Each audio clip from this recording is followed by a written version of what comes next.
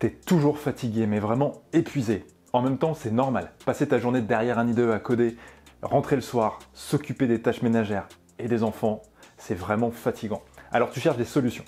Mais attention, les solutions classiques peuvent être contre-productives et te fatiguer encore plus. Je t'en parle dans la vidéo. Mais avant, si tu me découvres, moi c'est Mathieu et j'aide les développeurs à retrouver de l'énergie et un corps capable pour pouvoir performer au boulot et être présent pour ceux qui comptent vraiment. Et donc, quelles sont les erreurs les plus courantes? La première, tu l'as fait sans doute, c'est abuser du café. Le café, c'est super bon et j'en bois encore, mais on se dit que tiens, ça donne un petit coup de boost, un peu d'énergie. Mais en fait, la caféine, ça va te donner, ça va inhiber en fait tes récepteurs de fatigue et donc ça va te donner la sensation d'avoir de l'énergie. Mais toi, ton corps, il continue à fatiguer. Souvent, il y a des personnes qui vont te dire non mais de toute façon, moi je peux boire un café le soir, je peux en boire 15 par jour, je suis jamais fatigué. Ça fait plus aucun effet sur moi. D'ailleurs, je l'ai pensé aussi, à une époque, je buvais presque plus de café que de flotte. Tu te rends compte de la connerie? Et là, c'est un red flag. Si tu te dis, je peux prendre un café à n'importe quel moment, ou alors, je suis incapable de faire quoi que ce soit avant mon café le matin, il sera peut-être temps de faire une pause sur la caféine. Parce que ça fatigue vraiment sur le long terme ton organisme. Tu t'es déjà fait cette réflexion ou pas, toi? Le deuxième, c'est les siestes. C'est hyper à la mode aussi de se dire, on fait des, comment on appelle ça? Des speed naps? Non, c'est pas ça, enfin c'est pas très grave. Les petites siestes courtes de 15 minutes, parce que ça te fait un petit regain d'énergie. Alors il y a plusieurs écoles là-dedans, et moi-même j'en ai pratiqué pendant un petit moment. Et là c'est encore pareil, c'est un pansement sur une jambe de bois. Ouais, bien sûr, si tu prends 15 minutes et que tu habitues ton corps, en fait, eh ben, tu vas obtenir ce petit coup de boost parce que tu auras un début de cycle de sommeil, mais pas un cycle complet. Et c'est ça le problème. C'est pendant le sommeil, la récupération, que tout se fait, tout se rétablit. C'est là que tu perds du poids, c'est là que tu assimiles. Donc si tu fais que des débuts de cycle, ça ne marchera pas sur le long terme et ça va masquer ta fatigue. Donc si tu as eu un coup de rush, que tu n'as vraiment pas beaucoup dormi, que tu es fatigué, fais une petite sieste de 15 minutes, mais pas plus.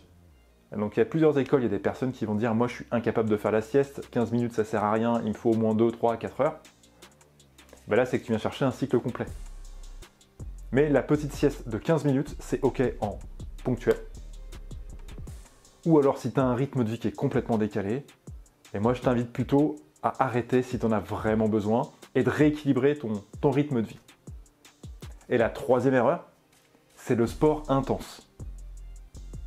Je vais te le dire régulièrement, c'est important de bouger. Et ça, il n'y a pas photo. Le corps, il est fait pour être en mouvement et ton métier, il va complètement à l'encontre de ça. Tu passes ton temps assis, enroulé, à coder, la tête derrière. Même si tu es debout sur ton tapis de marche, tu es toujours statique. On n'est pas fait pour ça, matos ergonomique ou pas. Tu vois l'idée. Par contre, faire du mouvement te réénergise, aligne ta tête et tes pensées, mais il faut jouer avec l'intensité. Il y a beaucoup de personnes qui vont se dire j'y vais à fond, je vais me faire un hit, je vais aller en cours collectif, je vais faire de la course à pied avec du fractionné et je vais y aller à fond parce que l'aérobie c'est de la merde, ça m'intéresse pas. Et bien ça, c'est bon, tu vas te blesser, tu vas continuer de te fatiguer parce qu'il ne faut pas oublier un truc. Le mouvement, l'entraînement, c'est un stress. Si le stress est petit, il va t'énergiser. S'il est trop petit, il va servir à pas grand chose, mais bon, tu auras du mouvement. S'il est trop grand, tu augmentes du stress à ton stress.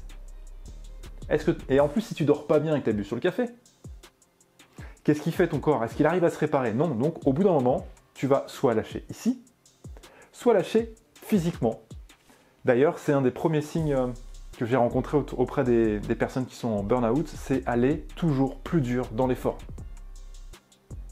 Les sportifs d'endurance, j'en connais beaucoup qui sont là-dedans aussi. Donc faire du mouvement avec intensité modérée et ponctuellement.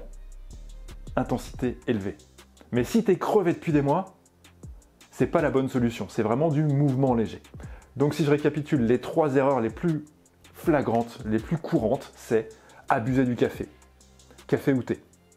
2, c'est les siestes. Très mauvaise idée, sauf si c'est ponctuel. Et me dis pas une fois par semaine, c'est ponctuel. C'est régulier ça. Et 3, abuser du sport intense. Ton corps, c'est une machine. Il y en a qui disent que la vie, c'est un marathon.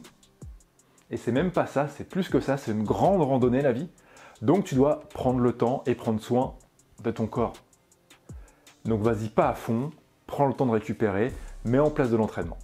Donc maintenant qu'on a vu ces 3 grosses erreurs, la prochaine fois, on regardera ce qu'il faut faire à la place.